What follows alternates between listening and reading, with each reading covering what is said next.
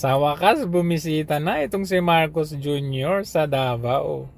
Pero, teka, tingnan nga natin. Anong ginagawa? Ano yan? Anong pinagmimitingan nyo dyan? Ano? Ano yan? Walang iya talaga. Pumunta ka dyan para photo op, ganon.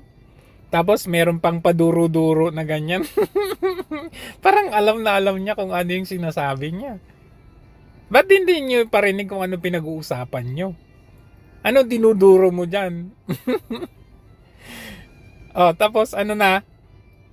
Anong tinitingalan niyo dyan? Anong gagawin niyo dyan? Oh, ano yan, plan? Plano para makapambudol na naman? Ay, nako, Diyos ko po. Itong Marcos Jr. neto, katawa-tawa. Tapos tignan ninyo, parang ayaw pang kamayin ng mga tao. Tingnan. Oh, parang napipilitan na lang. Tingnan matanda. Ayaw. Ano? Nandidiri ba kayo kay BBM? Teka, ba't ang sama ng tingin mo?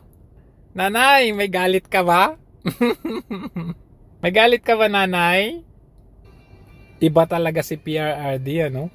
Kasi, tingnan mo, ito, wala nang barikada, no? Pwede kang makalapit kay Marcos sa isang presidente, pero tingnan nyo, walang barikada. Kapag kay PRRD yan, halos magkandara pa silang lapitan si PRRD, pero eto.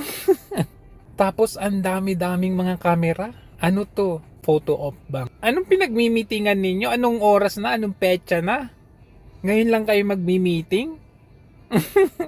Yan ba yung tinatawag na resilient? Ano sinasabi mo dyan? Alam mo bang pinagsasabi mo dyan? Tapos, nung October 3 sa Pampanga, namigay ka ng andaming food at ayuda. Tapos dito sa Lindol ngayon, parang tipid, pumunta ka lang para makipag-meeting. Abay, sanang hustisya nito. May paduro-duro ka pang nalalaman. Ano to, nahanap mo ba yung hinahanap mo noong last time dito sa Bogo?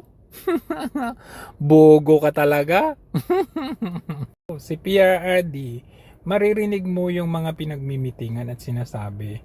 At hanggat maaari ayaw niya yung mga media na yan. So, in other words, sir, that our medical response to everybody, to every kind of injury suffered by now with the people can adequately be met by government at this time.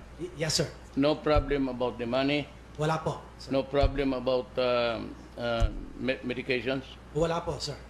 Dugo, meron. Meron po tayong Red Cross, meron po tayong blood banks, and they're adequate, Mr. President. At saka bumibisita pa yan sa mga namatayan. Si BBM, hindi mo yan makita.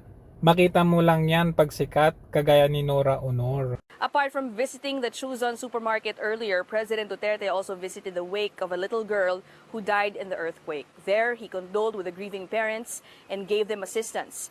President Duterte rushed to his next engagement in Manila after the briefing, leaving reporters here with no chance to talk to him about his thoughts on the 2 consecutive strong earthquake that hit the country in 2 days.